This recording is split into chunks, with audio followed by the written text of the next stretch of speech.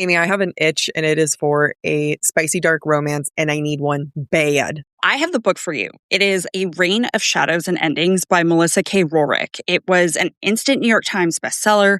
It was a huge indie hit on BookTok, and I think it is right up your alley. It seriously has some of my favorite tropes, like shifters, vampires, witches. You know how I feel about vampires. There can never be enough. It has the best morally gray characters, fated mates, meddling gods, forced proximity, touch her and die. One bed, one horse, he falls first. Enemies with benefits. I love enemies with benefits. Don't tell me your feelings at all. Just ravage me, please. I need to read this immediately. I love that there's even LGBTQ rep. The series overall features romantic relationships like MFM polyamory, MM, and FM. Give it all to me. You know how I love to feel devastated by reading a book? A Reign of Shadows and Endings is it. And if you're like Jack and I and you love special editions, there is a gorgeous deluxe version with stenciled edges, foil details, and full color character arc from Kensington Publishing. It is, in fact, in my heart currently. We're so excited to read it, and you can too.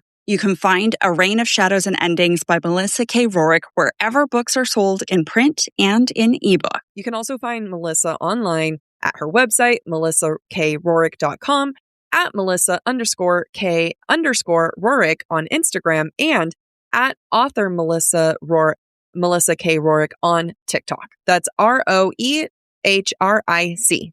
You're listening to this podcast, so I know you've got a curious mind. Here's a helpful fact that you may not know yet. Drivers who switch and save with Progressive save over $900 on average. They make it super simple. Pop over to Progressive.com, answer some questions, and you'll get a quick quote with coverage options tailored to your choices. Plus, you'll see which discounts you may qualify for, like the online quote discount or savings for paying in full. In fact, 99% of Progressive Auto customers earn at least one discount. See if you could save when you switch to Progressive. You'll feel good about making a savvy choice. Visit Progressive.com and see if you can enjoy a little extra cash back. Progressive Casualty Insurance Company and Affiliates. National average 12-month savings of $946 by new customers surveyed who saved with Progressive between June 2024 and May 2025. Potential savings will vary. Expedia and Visit Scotland invite you to come step into centuries of history that await in Scotland.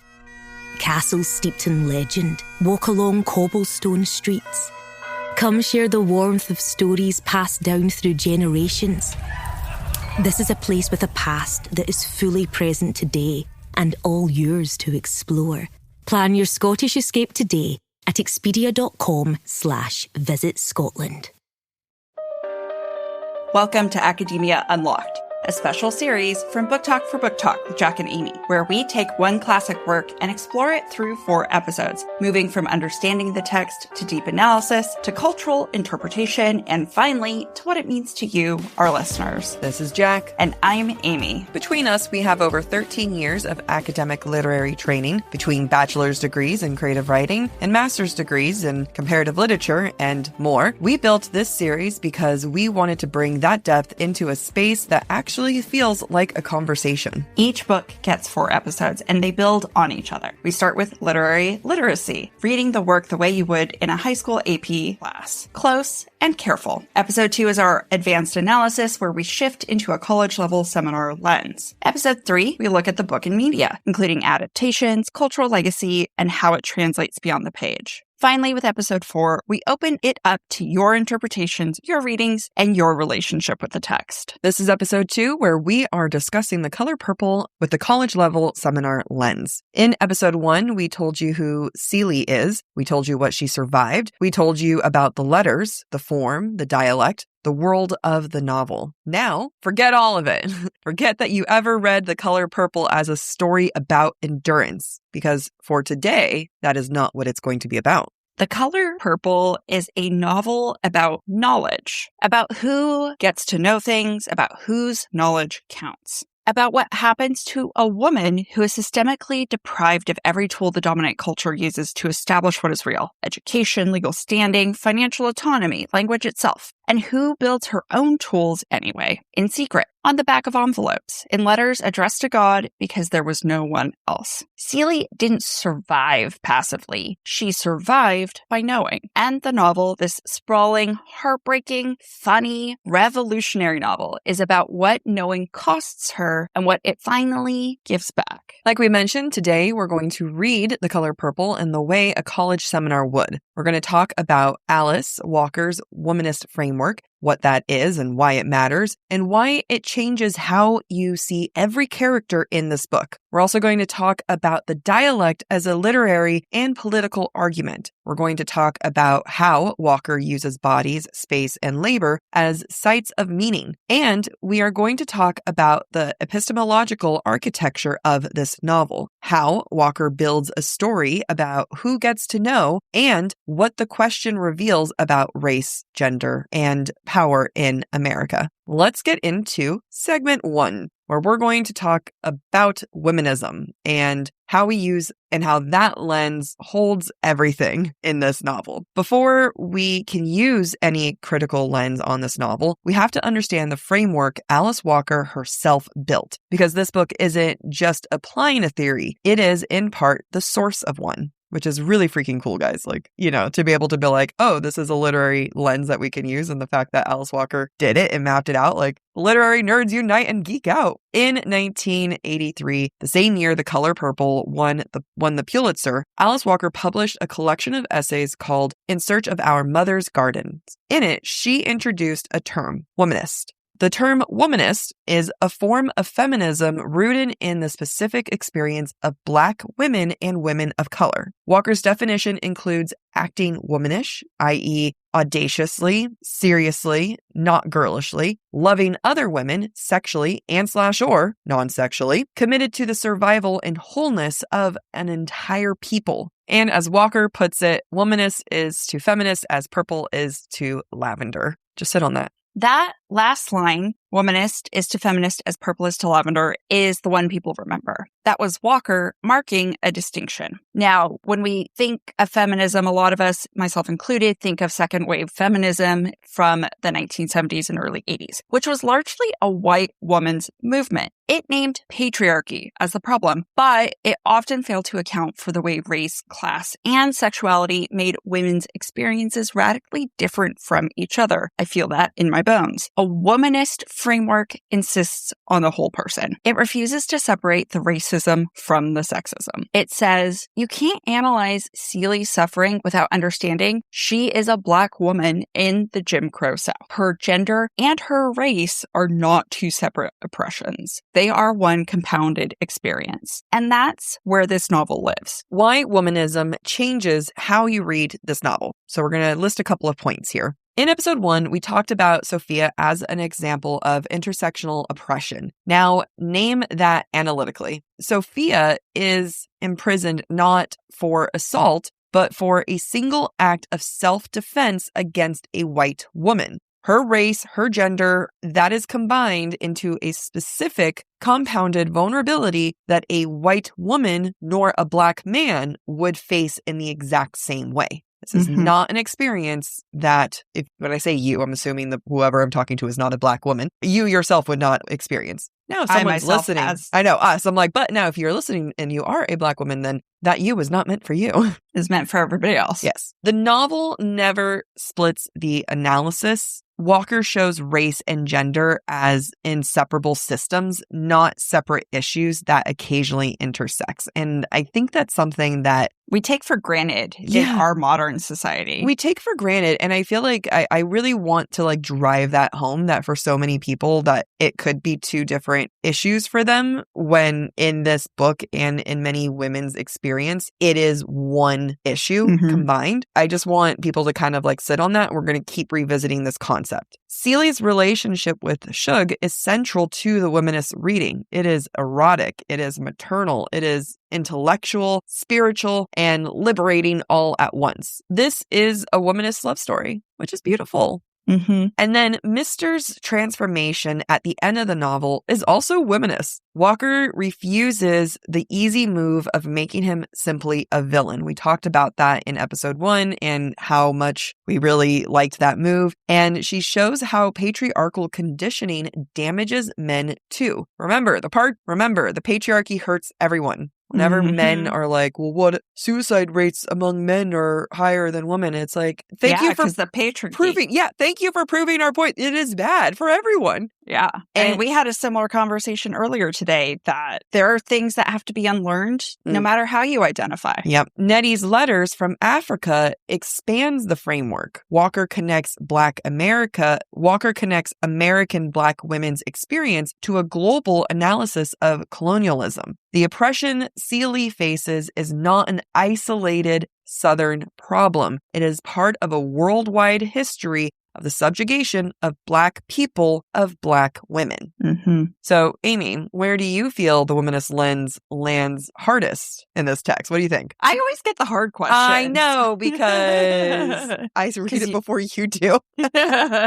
I love everything about Seeley's story and the way she develops, but where it hurt the most for me was Sophia's experience. Oh, yeah. And how she, as in my mind, was the bravest, most outspoken of, the people in her family, in her extended family, in her society. She was the most damaged by society because she was an outspoken person of her identity, a Black woman. And that was so cruel. And I really, truly, at the end of the day, it's never made up. She doesn't get a happy ending. She doesn't get time back. She doesn't have a relationship with her children. Yeah. It's not that she doesn't grow, but she's not given the opportunity to grow. Mm-hmm. And it's just so tragic. And that's what hit the hardest for me. I'm happy that you pointed that out. I mean, especially where I don't want to call it her downfall, but where the plot takes a twist for her, right, is when she fights back. And as we were saying, it is a specific experience that only a Black woman in that time, in that moment, could experience. No one else would have been able to experience the attack, the punishment, the egregious racist, misogynistic behavior, except for a Black woman. And that's what Sophia represents, especially in that moment. And it definitely hits hard when you think about like, oh yes, I see what you did here, Walker. That hurts.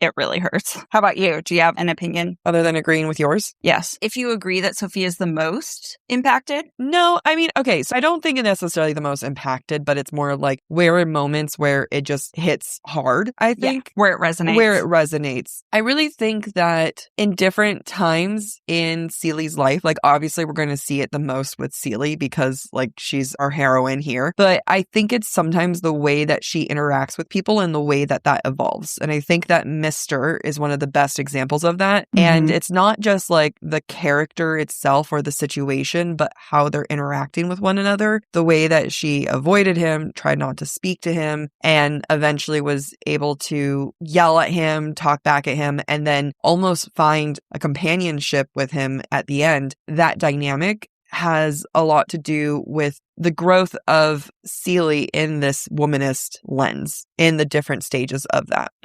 Now, moving from womanist, we want to go to another device or feature of The Color Purple that is super duper important and that was highly criticized when the book first was published. And that is dialect. And this we're particularly focused on dialect as literature and as argument. Now, what do we mean by that? The dialect, especially Seeley's language, is deeply intentional. And there's a reason why it probably throws you off when you first start. It was also a really difficult thing for people to come to terms with when the book was published originally in 1982. In fact, one of the most common criticisms, which came from Black critics, white critics, and everybody else in between that spectrum, were unhappy with the dialect. The argument at the time was that Walker, by having written Seeley's dialect, and because it was quote unquote degraded and uneducated, it confirmed stereotypes about Black speech. And by doing so, she'd done a disservice to Black people by putting those words on a page. Now, let's counter that because Walker obviously did this very intentionally. And because she did it intentionally, those criticisms purposefully misunderstand what she's trying to achieve. Because Seeley's dialect is not a deficit. It is not a flaw.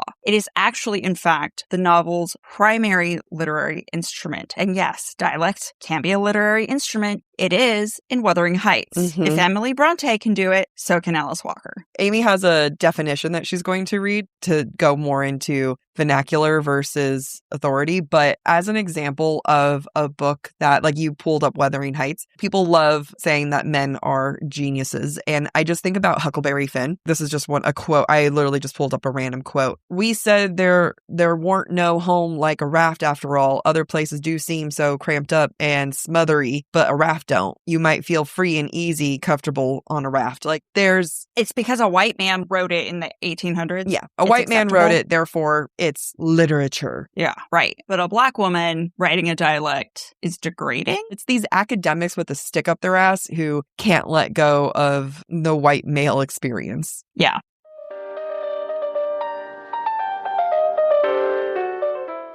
We interrupt our own genius for a quick message. In my day job, one of the things I'm always looking for is how to relax once I get home. I really struggle with how to relax because I'm not a drink a glass of wine every single night type of person, but I do need something.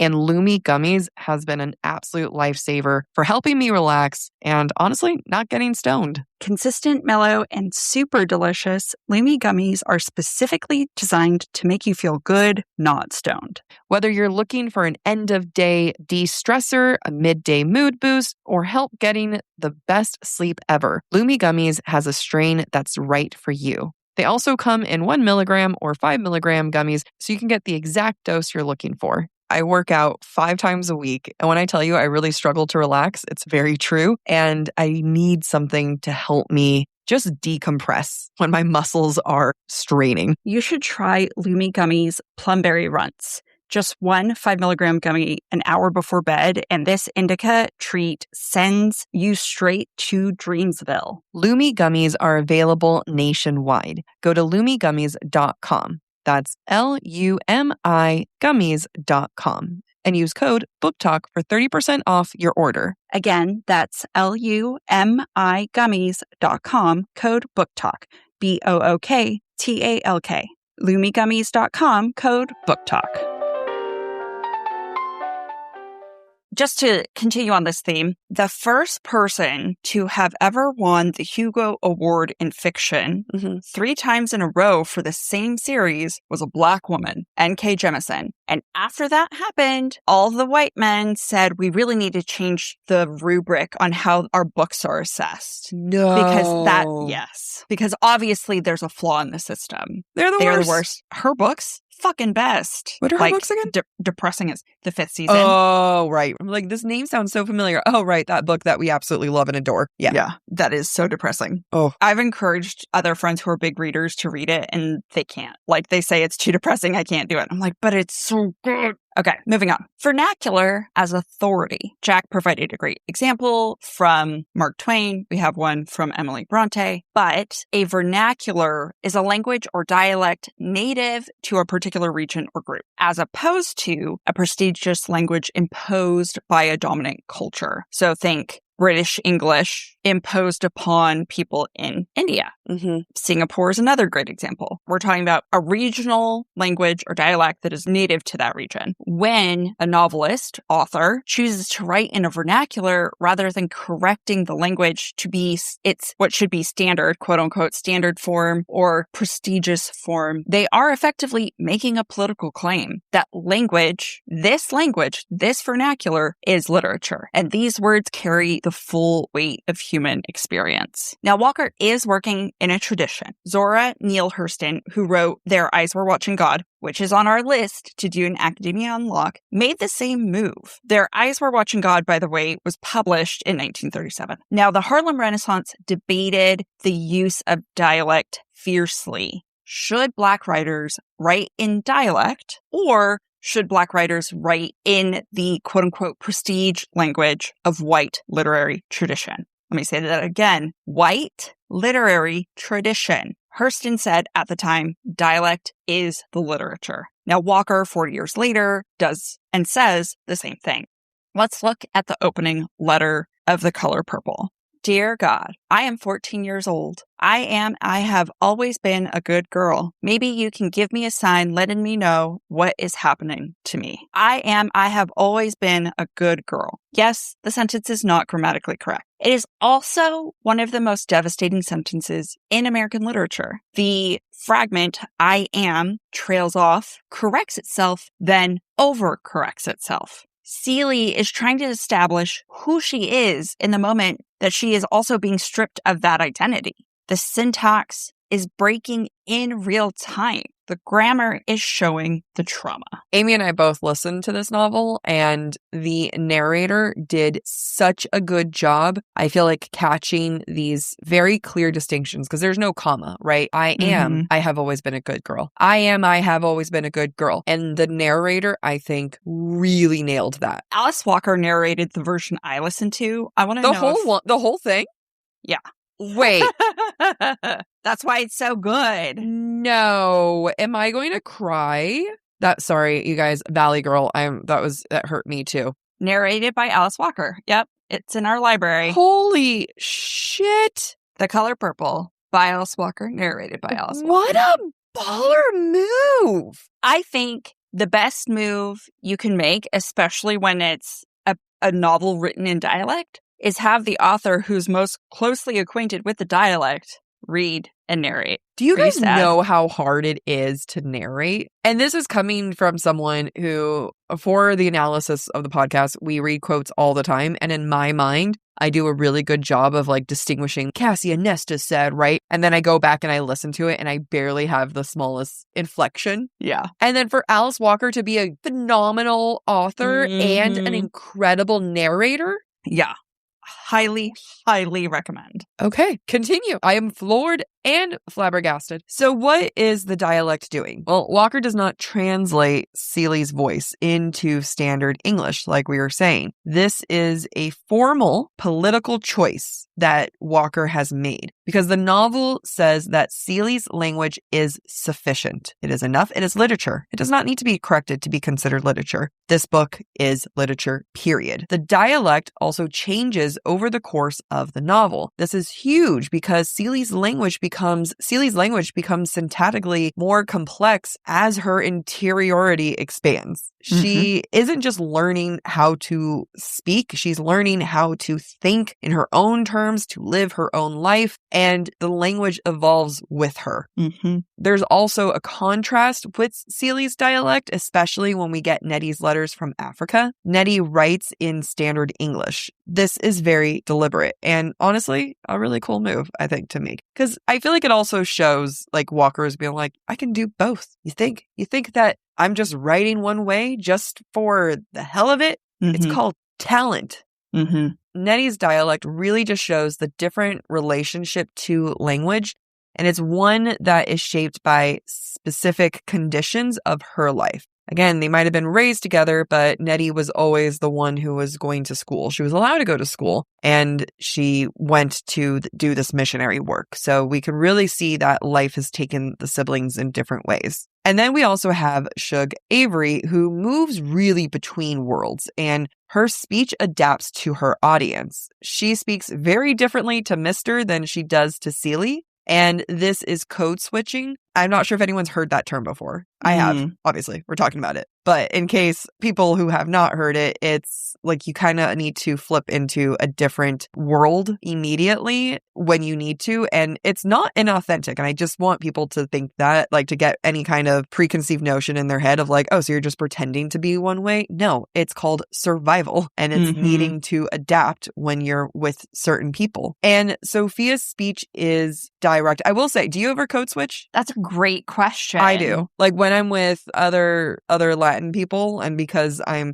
won't start speaking in Spanish, or I won't start, like putting on an accent or anything like that, but I definitely start using lingo, maybe it is a little bit of Spanish, just showing like, yes, I am a Latina woman just because I look white. Yeah. I actually don't do it amongst people I don't know. I do it like, for example, I do it with family. So I use a lot more Chinese words, like Chinglish, essentially mixing Chinese words into my English sentences. I've never heard that before. Like Spanglish. Yeah, no, it makes sense. It's cool. Yeah. I also make certain types of noises as it's a way of communicating that we recognize as Asians as a way of communicating. Yeah. I love that. Finally, our favorite character, Sophia, her speech is direct, declarative, unapologetic. Her language very much so matches who she is as a character. And when she's broken by the prison system, it hurts so much because you can see that in her language as well. And Walker shows the system of violence through what she does to Sophia's speech. And, again, that one hurts the most. Yeah. The most charged quote on language in The Color Purple, we think, comes from Celie herself. And it's near the end. And this is when she's really found her own voice. Quote, "I'm poor. I'm black. I may be ugly and can't cook. A voice say to everything listening, but I'm here." When Alice Walker reads that, it's so moving. Oh, yeah. We talked about the commas. I mean, I hope you heard me trying to pause. There's I'm poor, comma, I'm black, comma. There's more grammar involved, and yet it's still very much Celie herself. And that sentence uses Celie's dialect, is poor, P-O-R-E, not P-O-O-R. And one of the most affirmative moments in this novel, Walker is insisting right here that in that word, that this voice in this language is the voice of a triumphant personhood, not despite the dialect, but through it. So even though it is a misspelled word, we might look at this and think like, oh, Celie this is not like traditional white English literature. It's still the most beautiful line, and there is triumph there, and it is still Celie, and it is beautiful, and it is literature, and it is gorgeous. Yeah, and I think to your point, you can also see it on the flip side, because I feel like it's so nuanced. You could say she is triumphant in spite of the view from others that she might not be. Yeah. Or you can also view it as she is triumphant and celebrates where she has come from. Yep. Right. I think there's so much nuance to it. I do think it's so beautiful that she hasn't lost her essence. Yeah. Even though she's grown.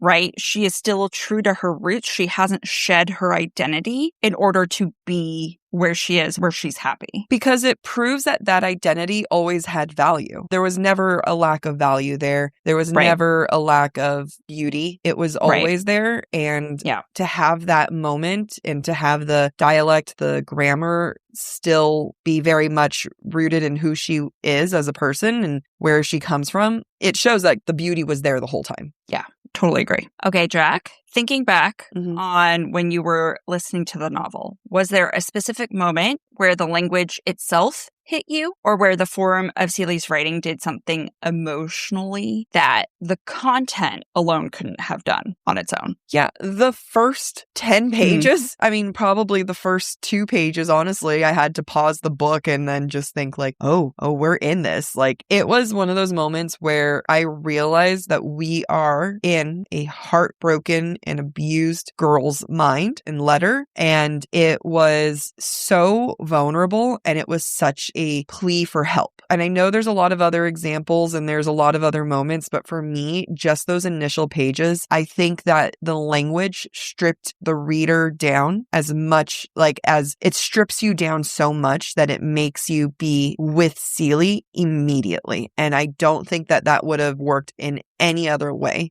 if it wasn't for the language. Yeah, it's so true. There's something about the way the dialect is used that make Seely even more vulnerable than her circumstances already have made her. Yeah. That as I was starting the book, I was like, oh, I'm in for a rough ride. I am going to be so sad this entire time. I was genuinely shocked about the journey that Seely had and that there was joy. And I'm so glad that there was joy. Yeah. Because the beginning was so heavy that I was like, I am glad this book is only 6 hours long because I don't know if I can do this. Yeah. I don't know how much of this I can do. It's so hard to describe how much heartbreak I felt for this person that doesn't exist, but who represents so many women who have existed. Yeah. And that I have the privilege of never knowing what that's like. Yeah. You're right there with her. You're with Seely. You are empathetic to her. And God, great book. I just can't even. This is one of those things where I know when I have children for them, because they're going to have like lessons of like, here are the books you must read. And this is one of them. This is one of the ones, though, that I wish I had read it sooner, but I'm glad I read it as an adult. Yeah. I don't think I could have truly appreciated it at 18. I think this is one I would recommend going back to. Like, read it at 18, read it at 28, read it at 38. You know, like this is one where I'm excited that in however many years down the line, I know I will come back to this and I know it's going to hit me in different ways too. Yeah, I agree. So we're going to go into our next segment and we're going to highlight 4 different critical lenses. And a text doesn't just have one meaning. It has different meanings depending on the framework, the lens you bring into it. And each lens is going to ask a different question and it reveals something others can't see. If you're not familiar with the term a literary lens, it's like rose-colored glasses, then you put on purple-colored glasses, then you put on blue glasses, and it's just different ways of looking at the text. And we're putting the color purple through 4 different lenses today. The womanist reading is the foundation. These lenses are just going to build on top of it. So the first one is the epistemological criticism. So proud of you. Could we just all slow clap? If I think about it, I can't say it. Yeah, but if you don't think about it, I feel like I'm tripping going upstairs saying that word. Yes. Yeah. So unfortunately, this has become our signature lens. Why is it unfortunate? Because we have to say this word over and over. But it's one of the most important ones for this novel. So epistemological criticism asks, how do characters form knowledge? Who has access to that information? Who controls what other people are allowed to know? And what happens politically, psychologically, when a person is systematically excluded from knowledge? We're going to use one of the quotes from this incredible book. And we're going to use the opening line of this novel, which nails the meaning so well. Quote, "You better not never tell nobody but God. It'd kill your mammy." Immediately, the novel opens not with a character, not with a setting, but it is telling the reader, you need to suppress this knowledge. The first act of this novel, before we know anyone's name, is an epistemic violation. It is violating our knowledge. Seely is being told what she knows must be hidden. So we, the reader, are being told by her, like, these are the rules. And the worst part is she's talking to God. She's talking to God. So it's also like she's telling God to keep it quiet too.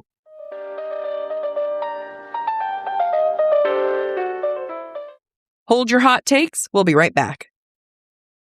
When I moved in with my partner is when I realized how much effort she puts into her skincare. She spends so much time and money just on what she puts on her skin. But the one thing she doesn't invest in is our bedding. Well, that's because you're now investing in it with Boll and Branch. From their organic cotton sheets to their breathable pillows and comforters, Boll and Branch makes their bedding with ultra clean materials that are gentle on the skin and free from harsh chemicals. Boll and Branch really feels like my first grown-up sheets, and you can really feel the difference with their signature sheet sets. Remember, these sheets are touching you for up to 8 hours every single night. You're going to want to have the best sheets possible. Have you noticed that the pockets of the fitted sheets are perfect for forming around the mattress? This is the first set of sheets that I haven't had to help my partner put them on the bed because the pockets are too small. They are so easy to get on the bed. These are honestly the first pair of sheets that I have that I don't wake up with my sheets halfway wrapped around me. They are durable, they are soft, and the longer you use them, the softer they become. Upgrade your sleep with Boll and Branch. Get 15% off your first order plus free shipping at bollandbranch.com/booktalk with code BookTalk, BOOKTALK. That's Boll and Branch, BOLLAND, branch.com/BOOKTALK, and use code BookTalk to unlock 15% off. Exclusions apply. Struggling to find the right metabolic wellness support, even when you're doing everything right, has been one of the most frustrating things for me in my health journey. I've tried other metabolic wellness support providers, and I often feel rejected rather than supported by the process. That's because Brello is focused on long-term health, longevity, and performance, not quick fixes. Brello is designed for people who want a more sustainable approach to their metabolic wellness support. Their support helps you focus on habits, education, and structure alongside provider oversight. Getting my GLP-1 through Brello has been so easy. They make it so effortless, and they provide all the support I need through their app. Their app is one of a kind in my book because it allows you to track progress, manage reminders, and stay on top of renewals.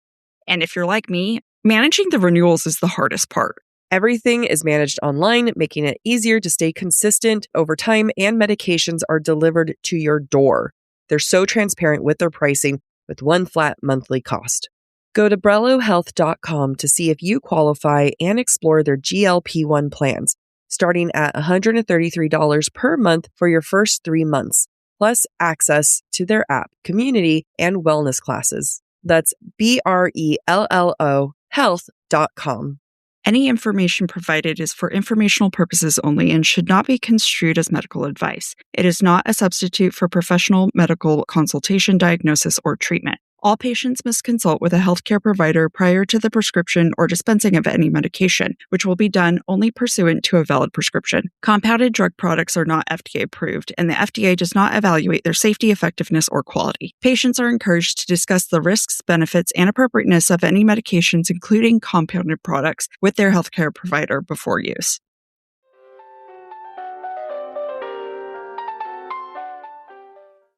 It's Celie's being told herself that she has to hide this knowledge, right? That her knowledge of her own body, her own violation, is too dangerous to exist in the world. The entire first half of this novel is an epistemic war. Mr. hides Nettie's letters. Celie does not know her children are alive. Celie does not know her land was always hers. Knowledge is the weapon Celie's oppressors are using consistently against her. And that is saying something because they also consistently use violence. But information is control. We've talked about it in other seasons with other analysis, but knowledge is power. And that is so plainly clear here. Mm-hmm. When Celie finds Nettie's letters, the formal structure of the novel then changes. New perspectives open up. And the discovery of hidden knowledge is a narrative event. Like, everything changes here. Celie changes. The words that we are reading is changing. The structure, the style of the language is changing. Celie starts talking to Nettie instead of God. Exactly. Like, there's so much that happens there. The children's arc is also an epistemic restoration. Celie's entire early understanding of her children was false. She was told by her father, who we then later find out Not her real father. is not her real father, but she was told by him that the children were dead. And the novel's resolution is not just an emotional reunion, but again, it comes to the restoration of true knowledge. The best way that I can describe it is that there is no knowledge that breaks Celie. Mm-hmm. And every time she gains more knowledge, she gains more power. Yep. Shug is also viewed as an epistemological guide. So Shug teaches Celie about her own body. That is literally. Yeah, she teaches her as like, hey, gotta teach This you is about the your little body. button that makes you feel good. Good job for the button. Yeah. Many men don't know. Yeah. Celie did not know things about her own physical self that Shug knows, and Shug shows her. The intimacy between them is, in part, an exchange of knowledge that Celie was denied. And then we also have Mr. and Albert's, Mr./Albert's transformation with just by the fact that we go from calling him Mr. because we don't know his name to Albert and we do know his name is huge, right? He begins sewing, doing, quote, women's work, and in doing so begins to understand what Celie's life was actually like. And he can really only see her once he starts to understand her experience. We're going to move into the second lens, which is the feminist/womanist criticism. Now, we're going to go deeper here into specific moments from the novel. Let's start with Sophia. Now, Sophia is the novel's most complex feminist argument. We've talked about her before. She's a woman who fights back. And the novel shows what that costs. She's not rewarded for defiance, right? In a modern society, we are accustomed to resistance, rebellion equals greater opportunity, greater good, greater circumstance. And that is not the case. That is not the case for Sophia. That's barely the case now. It's barely the case now. And it's extra not the case then. Right. I'm talking about in stories. I'm not talking about in real life. Okay, that makes a lot more sense. I was like, I don't know what world you're living in, Amy. No, in stories. Yeah, the popular narrative of today. Especially when you're like us, reading a lot of Romantasy. Everybody's rebelling, and those are the good guys going up against the bad guys. This is not the case for Sophia. Sophia is broken by what happens to her because of her resistance. She is never spiritually defeated, but I'm spiritually defeated for her. Yeah. Now let's move into Celie's final stage of the novel where she starts making pants and she makes a business out of it and starts making pants that people love. It's not just a minor plot point for Celie, it's actually a feminist argument. Celie takes the conventional female role of sewing domesticity, which aka being domestic, which feels better in my mouth, and transforms that into an economic act of self-sustaining independence, self-determination. She's making pants, clothing associated with male freedom, and sells them to men and women. The labor that was once extracted from her by others now becomes her labor, hers to own, hers to determine, and hers to enjoy. And she's literally making pants, which was a quote-unquote male clothing item, you know what I mean? Yeah. But it's for everyone, and... Yeah, and everyone loves it. Yeah. And it's freeing. And it's so important that one of her first pairs of pants, she's trying to make it for herself. Yeah. Right? And she's wearing pants for the first time that she's made that she's comfortable in. Says a lot about her personal growth and her personal journey and her comfort in her own body, in her own mind, compared to who she was at the start of the novel. Yeah. Then we have Mary Agnes, also known as Squeak, and her arc is also a feminist story, and it's about the cost of claiming a name. I think Mary Agnes is underappreciated. I actually find her story very compelling as well. And the fact that she's so confrontational with Sophia at first because they both have a claim on Harpo. Yeah. And then she's willing to go try and convince the cop to free Sophia, and in the process of this act of solidarity is then violated by this man. Yeah. A tragic, but also propels her into the woman she becomes, right? She's like, I'm not just going to let anybody walk over me anymore. I'm not going to let you guys call me Squeak. My name is Mary Agnes. And so she does what she wants for herself. She goes and becomes a singer. She travels the country. She claims her name. Walker is not presenting assault as transformative, but what she's doing is showing that women's growth happens in impossible circumstances, not in spite of those circumstances. I think that that's really important distinction. Yeah. And because there are so many, unfortunately, there are so many characters in this novel, but also women in this world, men and women who have experienced assault, that there is an example in this book where you can see that, like, it's never the thing that it's like, and this itself is going to go make me a different person. It's a lot of times there are other circumstances that launch them into it, into their change. Right. And just in Mary Agnes's case, like, she did a really hard thing before the violation even took place. It was really, really brave of her. It was really magnanimous of her. And in a lot of ways, the violation is the nail in the coffin of the journey she was already on. Yeah. Right? She was already on the journey to being more in control of her name and her power. And the violation reaffirmed for her that that was a journey she needed to go on. Yeah. It wasn't the cause of the journey that she goes on. Mm-hmm. And finally, from the womanist/feminist lens, sisterhood in this novel is not sentimental. It is structural. There is something about this novel that changed my brain chemistry to understanding this mixed family community situation where there were no divisions after a certain point, right? You're all in it together. Celia and Shug, Celia and Sophia, Sophia and Mary Agnes, Mary Agnes and Celia, Nettie for Celia's like, there is so much communal support. Yeah. And the ability of these women to survive is because of their relationships with one another. Yeah. And they are able to transform themselves and their world because of how they support each other. And I thought that was just so beautiful. Now, next, we are going to be doing the Marxist lens. This is all very entertaining because normally we are analyzing things opposite in our other seasons. But here we are, mixing things up. So Marxist lens usually just kind of goes into power, which in this case is more about class criticism. So Celia's disposition is material as well as personal. She's not simply unloved. She is economically owned. She is passed from her pa, who rapes her, exploits her for domestic labor, to Mr., who does the exact same thing. She has no property rights, none that she knows of, no economic autonomy, not yet, and no legal recourse. The reveal about her inheritance is a Marxist plot move. Celia has always been the rightful owner of her biological father's land and store. Alfonso, her stepfather, stole the land from her. And the novel's resolution to this includes material restoration. And this isn't just the emotional and relational wholeness, but like she actually gets the property back. And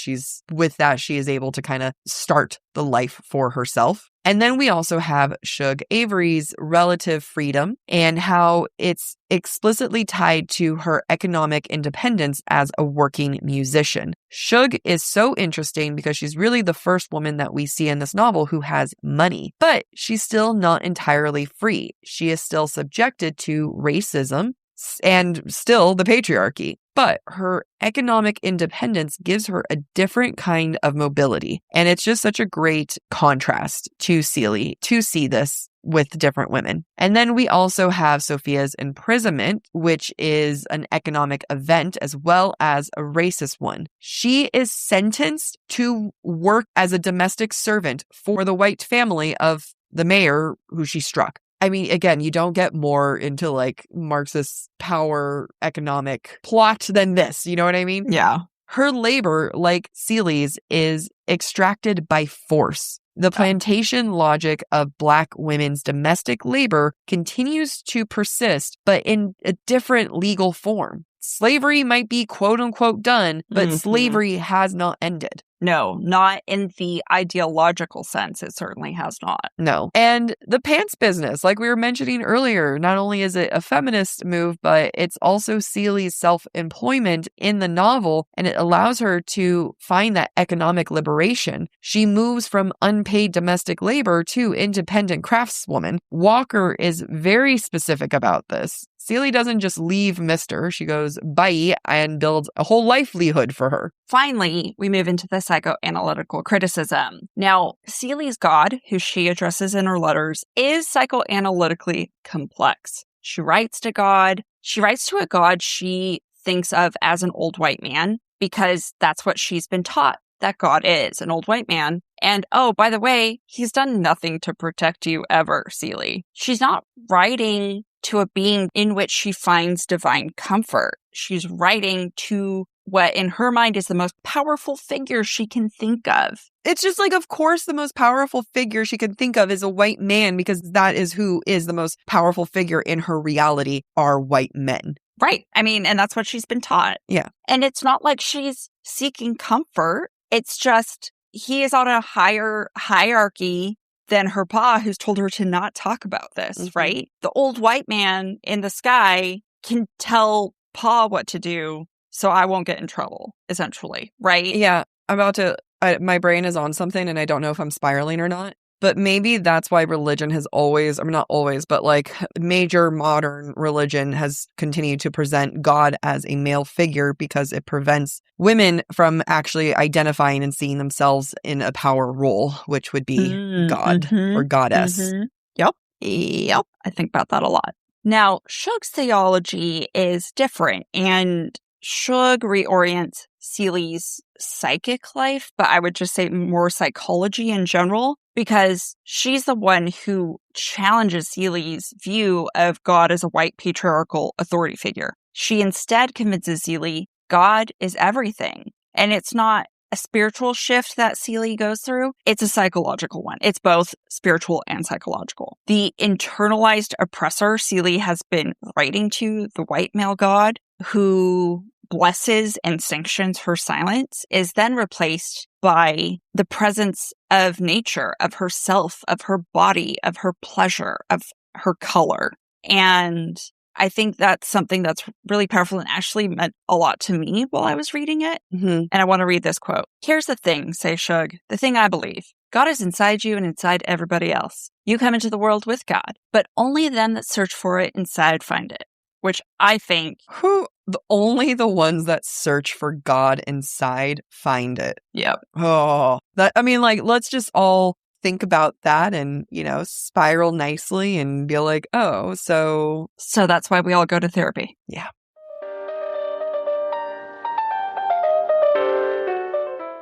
Grab a snack, stretch your legs, and we'll be right back. Amy, we were just in New York for BookCon, and did you notice that all of the New York girlies were wearing quints? You're so right. They were stylish, street appropriate, but also business casual. It's amazing how I was spotting some of Quince's staple pieces on the street. I can always spot one of their Mongolian cashmeres from a mile away because it's always so soft and so nice. Quince really spends time on making sure they give you the best quality clothing they can with premium materials like 100% European linen, organic cotton, and ultra soft denim. Their styles make getting dressed simpler. They make me feel effortless, comfortable, and still put together with tops that start at just $30. You can't beat that for work. Everything at Quince is priced 50 to 80% less than similar brands. They work directly with ethical factories and cut out the middlemen, so you're paying for quality and craftsmanship, not brand markup. Refresh your everyday with luxury you'll actually use.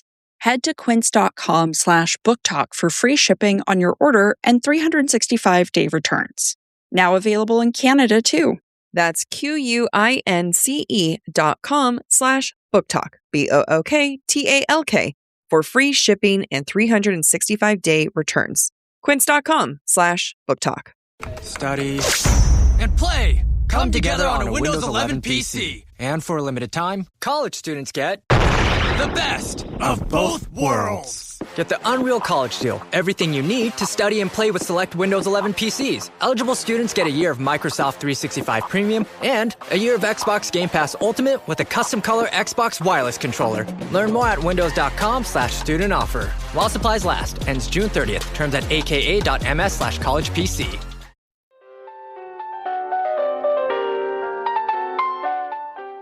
Moving on from Shug, Mr. Psychology is probably the most surprising psychoanalytical territory. He loves Shug but can't be with her because she's too independent. And he's been shaped by his father's contempt, and he takes out his own failures on Seeley and teaches his son to do the same thing, even though his son doesn't want to.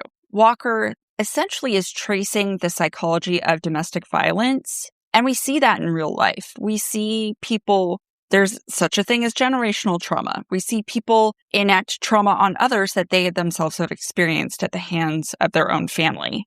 This is what we're seeing in Mr. She doesn't excuse it, but she shows that it's a very human experience. Now, there is the turning point for Seeley when she finally speaks to Mr. and finally leaves him. That is what you might call the rage scene, which is a psychoanalytical release of everything that's been building up for the novel, everything that Seeley's been holding back. She's been storing all of her emotion in her writing. And now when she speaks, because she finally tells him, I know you've been hiding my sister's letters, that rage is not sudden for us as readers, because we've seen it accumulate over time through every single letter that Celia's written. Now we're going to go into the next segment, which is the epistolary form as political architecture. So in episode 1, we introduce the epistolary form, aka novels as letters. We explained the mechanism, and now we want to come back to that and ask, dare I say, an even harder question. And that is, why does this form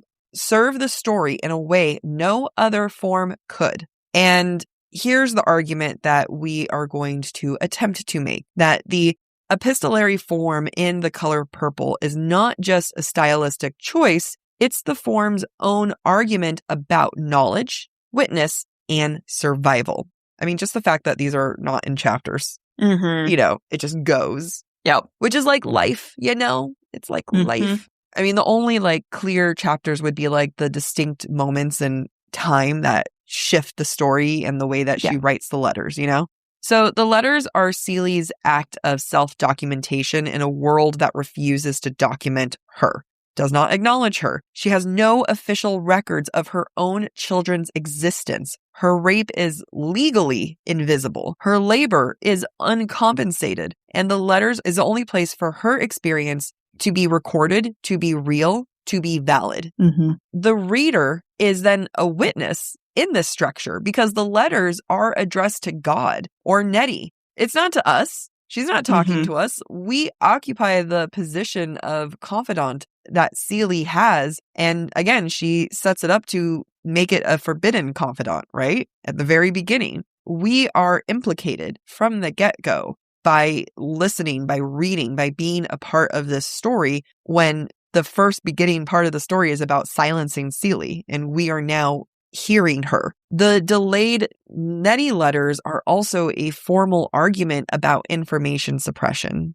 Mr. hides the letters, and the reader does not encounter them until Celie does. I actually was shocked because I was like, Celie, you said she's gone. I'm going to believe you she's gone. I didn't think about it. Walker denies us the information at the same time Celie is denied, and we experience the epistemic violence of suppression structurally, not just narratively. Like, we don't get to see anything. We always talk about like first person, second person point of view. This is first person point of view. And then we talk about like limited. And it's not even the concept of an unreliable narrator that has like nothing to do with this novel, but it's just like it's so first person that to me, it's no longer first person. It just is Celie, if that makes sense. Yeah, because you're not experiencing the moment with Celie as she's experiencing it. So you can't dissect what's happening on the periphery that she might not be noticing, but that we can notice through the narration. We are truly limited to secondhand information through Celie's eyes and therefore can only see what Celie sees. Yep. And we have to determine what's happening by what she sees, right? So when we get the shift in addresses in Celie's letters, it's such a significant character development. She stops writing to God and she starts writing to Nettie. And this is not just emotional, it is epistemological. Again, we're dealing with knowledge. She has found a specific human witness that she trusts more than an abstract divine audience, more than whatever white man in the sky is supposed to be watching after her. And the form records her growth.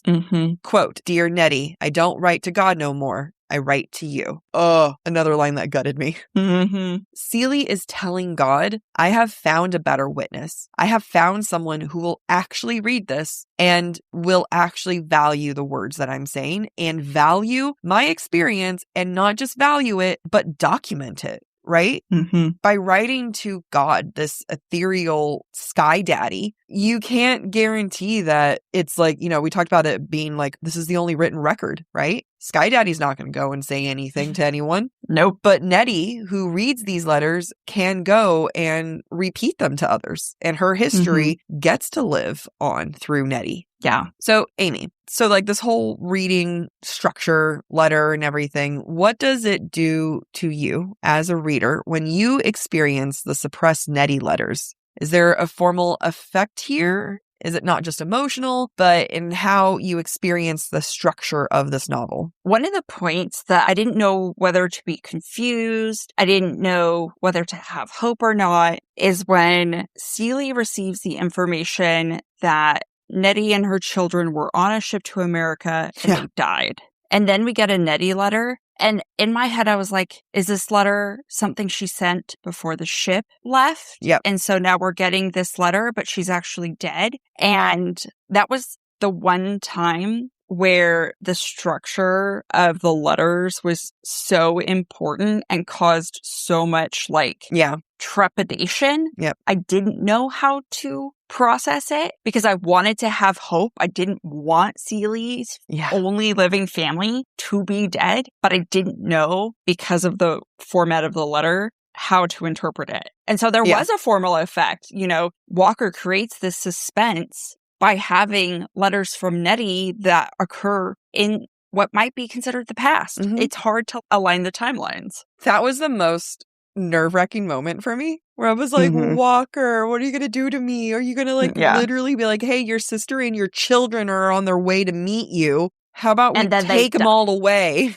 Yeah. Let me give you hope to take it away. But give it back and then take it away. I think when we read novels, and you and I are pretty much in the romantasy, romance space, there's these psych out moments, right? And we as a reader kind of know, we're like, it'll be fine. Like, things are going to work out for them. One, Walker hasn't made me trust anything that it's going to work out for anyone. So you have that, right? But two, like you said, the structure of the letter format and receiving that letter, that is the true psych out. It was that was one that actually had me panicking and not sure where it was going to go, but it was fantastic. This whole book is fantastic. Yeah. And I think it, because of the way the story starts, at least for me, I was convinced there was no way for there to be happiness. Yeah. So every time a bad thing happened, it made sense that a bad thing would happen because this is a story about strife. This is a story about hard things happening to people who don't deserve it, which is not true, but I didn't know that. Yeah. Because of the way the novel started. And I'm really glad I knew nothing going into this, because it's not a cop-out for Nettie and the children to be alive and to make it to America and to be able to see Celie again at the end of the novel, right? In a romantasy novel, I would call it a cop-out. In this novel, about human experience, about oppression, about rising above that oppression, about becoming your own person, regardless of how society views or treats you, Alice Walker would not be the author she is if she did not end on that moment of hope. Yeah. It had me sobbing. I was crying. So much crying. I was texting you. I'm like, good luck reading this. This is so good. I don't even know where my thought was going to go. Oh, one of the things that we learned in college is that a good book, you can look at it through a literary lens or two. A really good book, you can look at it through 3 literary lenses. This book, 5, right? And that's all of it being applied on top of womanist. We didn't even go into like nature. And I'm sure you can look into nature and how purple flowers and finding God and nature and everything. And I think that we haven't talked about a book on this podcast in a way that we could say, here are 5 literary lenses that we could powerfully and very thoroughly use on this book. And I don't think you guys understand how intense that is for a book to have that many literary lenses, where each time we were listing it out, I was like, and that's the number 1 lens. And then that's the number 1 lens. Yeah. It's so powerful because it's not the quote unquote white man sophisticated way of writing. Yeah. And yet she achieves what most have not achieved. Yep. And it is about the story of a Black woman. Yep. And I think that there's a reason why it's celebrated. It deserves to be celebrated. I think it's amazing that it could become celebrated at the time that it was written. Yeah. If that makes sense. No, I get that. Yeah. I barely have hope for the present. Whenever I think about the past, I'm like, I'm surprised things make it through, you know? Yeah. I just really hope that if there's any listeners who are listening to this currently and they've never read the book and they're not sure whether they will read the book or should read the book because they feel like they might not relate to it, that they may not relate to the characters, to the situation, to the culture, to the experiences, I am someone who, other than being a woman, I can't say that I relate to these things personally. And it is still one of the best books I have read and deeply feel. And I think that this isn't a book that I think it's only meant to relate to the people it's meant to relate to. And the ones that isn't meant to, like, it's fine, but it's still fantastic. You know, the parts of God and certain parts of, like, you know, queerness, I can totally see you having your moments and feeling that. But I'm not saying that I'm not the direct target audience, and that's okay. It's still so worth the read, and it is so powerful and so important. And you don't have to personally relate to something for it to really speak to your soul. Yeah. I think what I find so humbling about this story is that it taught me empathy in a way I didn't know I could be taught empathy for things I didn't know how to empathize with. Yeah. But so yeah, you don't have to just relate. So we're saying you don't have to relate to it personally in order for it to speak to you. Right. I think if nothing else, what I hope it does is I hope it teaches you to look at things and people and circumstances differently, because it certainly did for me. Yeah. And I think it's okay to be inspired by Alice, be inspired by Celie, by Shug, by Sophia, like by everyone in this novel, and to look at them and look at their experience and just to be like, you guys are, your women are absolutely incredible. But again, because like just because these are women of fiction doesn't mean that they aren't and weren't these women, because I guarantee they were. Yeah. All right, let's wrap it up. Next week, we're going to talk about the movie. We need to watch that, and I know I'm going to cry. I know I'm going to cry so much. We need a night where we watch it and eat popcorn. Do we want to watch it together? Content. Yes. Okay. Yes. I don't want to watch that alone. Okay, we'll figure something out. It might have to be Saturday. It's okay. Thank you for listening to this episode of Book Talk for Book Talk with Jack and Amy. If you're enjoying the show, please don't forget to rate, review, and subscribe on your favorite podcast platform. It really helps other readers find us. And of course, we'd love to hear what you thought of today's episode. Share your comments through our form at booktalkforbooktalk.com, and we might feature your feedback in a future mini episode or a Patreon exclusive episode. For merch and more ways to support the show, head to booktalkforbooktalk.com. You can also follow us on TikTok, Instagram, and YouTube at the handle BookTalkForBookTalk. And don't forget to join us by subscribing to the Subtext Society Journal.substack.com to get more insights into the romance and romantasy world. Bye.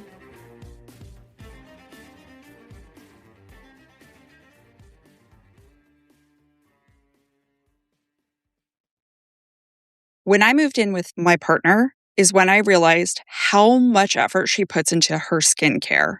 She spends so much time and money just on what she puts on her skin. But the one thing she doesn't invest in is our bedding. Well, that's because you're now investing in it with Boll and Branch. From their organic cotton sheets to their breathable pillows and comforters, Boll and Branch makes their bedding with ultra clean materials that are gentle on the skin and free from harsh chemicals. Boll and Branch really feels like my first grown-up sheets, and you can really feel the difference with their signature sheet sets. Remember, these sheets are touching you for up to 8 hours every single night. You're going to want to have the best sheets possible. Have you noticed that the pockets of the fitted sheets are perfect for forming around the mattress? This is the first set of sheets that I haven't had to help my partner put them on the bed because the pockets are too small. They are so easy to get on the bed. These are honestly the first pair of sheets that I have that I don't wake up with my sheets halfway wrapped around me. They are durable, they are soft, and the longer you use them, the softer they become. Upgrade your sleep with Boll and Branch. Get 15% off your first order plus free shipping at bollandbranch.com/booktalk with code BookTalk, BOOKTALK. That's Boll and Branch, BOLLAND, branch.com/BOOKTALK, and use code BookTalk to unlock 15% off. Exclusions apply. Struggling to find the right metabolic wellness support, even when you're doing everything right, has been one of the most frustrating things for me in my health journey. I've tried other metabolic wellness support providers, and I often feel rejected rather than supported by the process.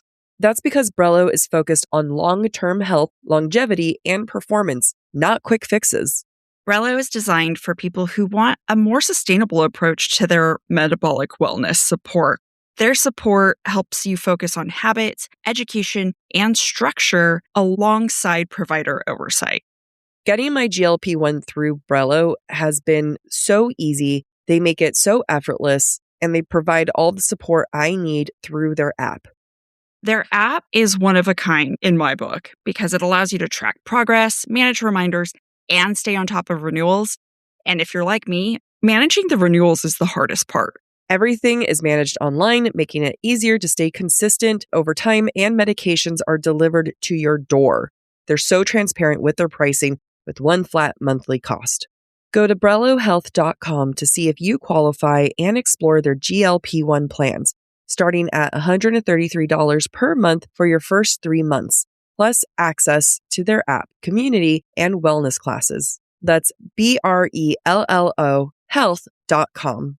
Any information provided is for informational purposes only and should not be construed as medical advice. It is not a substitute for professional medical consultation, diagnosis, or treatment. All patients must consult with a healthcare provider prior to the prescription or dispensing of any medication, which will be done only pursuant to a valid prescription. Compounded drug products are not FDA approved, and the FDA does not evaluate their safety, effectiveness, or quality. Patients are encouraged to discuss the risks, benefits, and appropriateness of any medications, including compounded products, with their healthcare provider before use. Amy, we were just in New York for BookCon, and did you notice that all of the New York girlies were wearing Quince? You're so right. They were stylish, street appropriate, but also business casual. It's amazing how I was spotting some of Quince's staple pieces on the street. I can always spot one of their Mongolian cashmeres from a mile away because it's always so soft and so nice.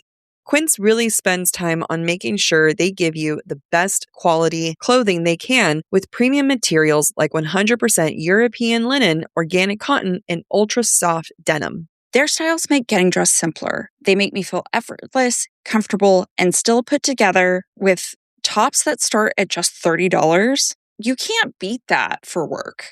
Everything at Quince is priced 50 to 80% less than similar brands.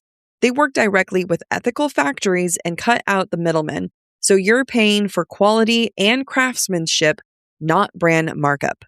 Refresh your everyday with luxury you'll actually use. Head to quince.com/booktalk for free shipping on your order and 365-day returns. Now available in Canada too. That's QUINCE.com/booktalk, BOOKTALK, for free shipping and 365-day returns. Quince.com/booktalk. Starting a business can seem like a daunting task, unless you have a partner like Shopify. They have the tools you need to start and grow your business. From designing a website to marketing to selling and beyond, Shopify can help with everything you need. There's a reason millions of companies like Mattel, Heinz, and Allbirds continue to trust and use them. With Shopify on your side, turn your big business idea into... Sign up for your $1 per month trial at shopify.com/special offer. Ryan Reynolds here from Mint Mobile. I don't know if you knew this, but anyone can get the same premium wireless for $15 a month plan that I've been enjoying. It's not just for celebrities. So do like I did and have one of your assistants switch you to Mint Mobile today. I'm told it's super easy to do at mintmobile.com/switch. Upfront payment of $45 for 3-month plan, equivalent to $15 per month required. Intro rate first 3 months only, then full price plan options available. Taxes and fees extra. See full terms at mintmobile.com.